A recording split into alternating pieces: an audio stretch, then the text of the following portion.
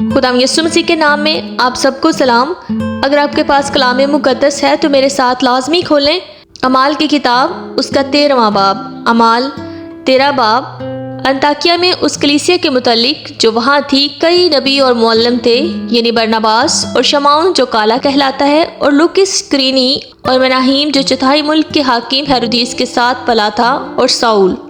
جب وہ خداوند کی عبادت کر رہے اور روزے رکھ رہے تھے تو روح القدس نے کہا، میرے لیے برناباس اور ساؤل کو اس کام کے واسطے مخصوص کر دو جس کے واسطے میں نے ان کو بلایا ہے۔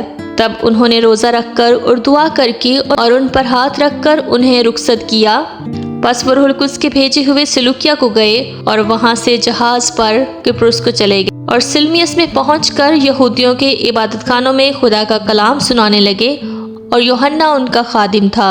اور اس تمام ٹاپو میں ہوتے ہوئے پافوس تک پہنچے۔ وہاں انہیں ایک یہودی جادوگر اور جھوٹا نبی مریسو نام ملا۔ وہ سرگیوس پولس صوبیدار کے ساتھ تھا جو صاحب تمیز آدمی تھا۔ اس نے برناباس اور ساؤل کو بلا کر خدا کا کلام سننا چاہا، مگر الیماس جادوگر نے، کہ یہی اس کے نام کا ترجمہ ہے، ان کی مخالفت کی اور صوبیدار کو ایمان لانے سے روکا۔ اور ساؤل نے، جس کا نام پولس بھی ہے، روح القدس سے بھر کر اس پر غور سے نظر کی اور کہا کہ اے ابلیس کے فرزند، تو جو تمام مکاری اور شرارت سے بھرا ہوا اور ہر طرح کی نیکی کا دشمن ہے، کیا خداوند کی سیدھی راہوں کو بگاڑنے سے باز نہ آئے گا؟ اب دیکھ، تجھ پر خداوند کا غضب ہے اور تو اندھا ہو کر کچھ مدت تک سورج کو نہ دیکھے گا۔ اسی دم قہر اور اندھیرا اس پر چھا گیا اور وہ ڈھونڈتا پھرا کہ کوئی اس کا ہاتھ پکڑ کر لے چلے۔ تب صوبیدار یہ معجزہ دیکھ کر اور خداوند کے تعلیم سے حیران ہو کر ایمان لے آیا۔ پھر پولس اور اس کے ساتھی پافوس سے جہاز سے روانہ ہو کر پنفیلیا کے پرگا میں آئے، اور یوحنا ان سے جدا ہو کر یروشلم کو واپس چلا گیا، اور وہ پرگا سے چل کر پسدیا سے انطاکیہ میں پہنچے اور سبت کے دن عبادت خانہ میں جا بیٹھے۔ پھر توریت اور نبیوں کی کتاب کے پڑھنے کے بعد عبادت خانہ کے سردار نے انہیں کہلا بھیجا کہ اے بھائیو، اگر لوگوں کی نصیحت کے واسطے تمہارے دل میں کوئی بات ہو تو بیان کرو۔ بس پولس نے کھڑے ہو کر اور ہاتھ سے اشارہ کر کے کہا، اے اسرائیلیو اور اے خدا ترسو، سنو۔ اس امت اسرائیل کے خدا نے ہمارے باپ دادا کو چن لیا، اور جب یہ امت ملک مصر میں پردیسیوں کی طرح رہتی تھی، اس کو سر بلند کیا اور زبردست ہاتھ سے انہیں وہاں سے نکال لایا، اور کوئی 40 برس تک بیابان میں ان کی عادتوں کی برداشت کرتا رہا، اور کنعان کے ملک میں 7 قوموں کو غارت کر کے تخمیناً 450 برس میں ان کا ملک ان کی میراث کر دیا۔ اور ان باتوں کے بعد سموئیل نبی کے زمانہ تک ان میں قاضی مقرر کیے۔ اس کے بعد انہوں نے بادشاہ کے لیے درخواست کی، اور خدا نے بنیامین کے قبیلہ میں سے ایک شخص ساؤل کیس کے بیٹے کو 40 برس کے لیے ان پر مقرر کیا۔ پھر اسے معزول کر کے داؤد کو ان کا بادشاہ بنایا، جس کی بابت اس نے یہ گواہی دی کہ مجھے ایک شخص یسی کا بیٹا داؤد میرے دل کے موافق مل گیا، وہی میری تمام مرضی کو پورا کرے گا۔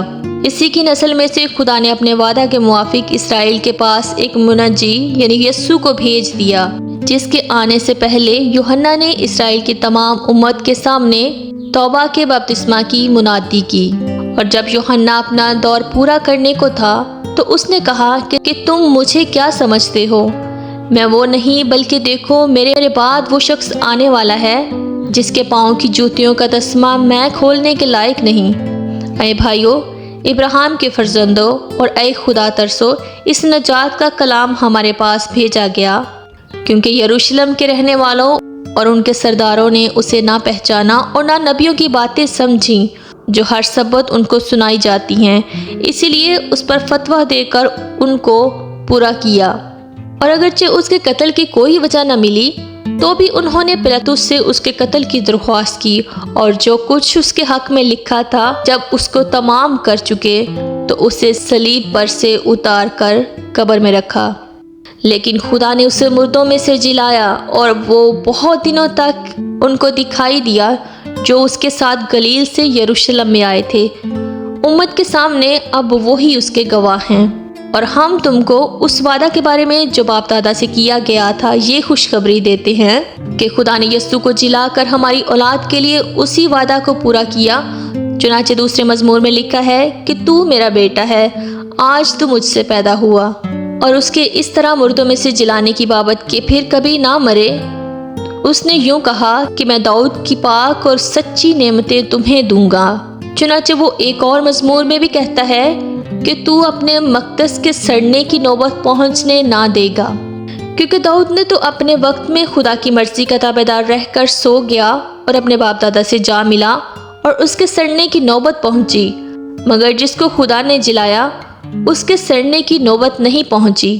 پس اے بھائیو، تمہیں معلوم ہو کہ اسی کے وسیلہ سے تم کو گناہوں کی معافی کی خبر دی جاتی ہے، اور موسیٰ کی شریعت کے باعث جن باتوں سے تم بری نہیں ہو سکتے، ان سبب سے ہر ایک ایمان لانے والا اس کے باعث بری ہوتا ہے۔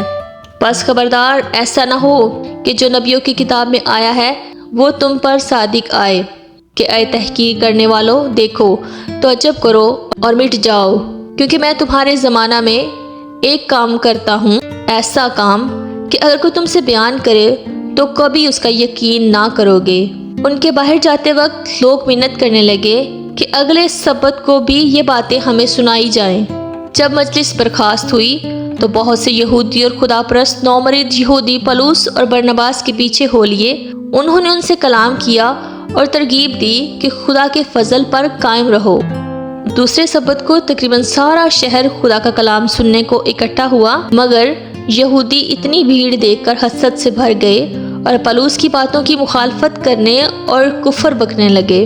پولس اور برنباس دلیر ہو کر کہنے لگے کہ ضرور تھا کہ خدا کا کلام پہلے تمہیں سنایا جائے، لیکن چونکہ تم اس کو رد کرتے ہو اور اپنے آپ کو ہمیشہ کی زندگی کے ناقابل ٹھہراتے ہو، دیکھو ہم غیر قوموں کی طرف متوجہ ہوتے ہیں، کیونکہ خداوند نے ہمیں یہ حکم دیا ہے کہ میں نے تجھ کو غیر قوموں کے لیے نور مقرر کیا تاکہ تو زمین کی انتہا تک نجات کا باعث ہو۔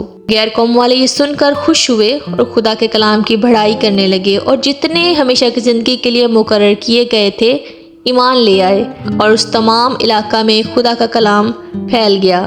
مگر یہودیوں نے خدا پرست اور عزت دار عورتوں اور شہر کے رئیسوں کو ابھارا اور پولس و برنباس کو ستانے پر آمادہ کر کے انہیں اپنی سرحدوں سے نکال دیا۔ یہ اپنے پاؤں کی خاک ان کے سامنے جھاڑ کر اکونیم کو گئے، مگر شاگرد خوشی اور روح القدس سے معمور ہوتے رہے۔ کلام مقدس کا پڑھا اور سنا جانا ہم سب کے لیے باعث برکت ہو۔ آمین۔ God bless you.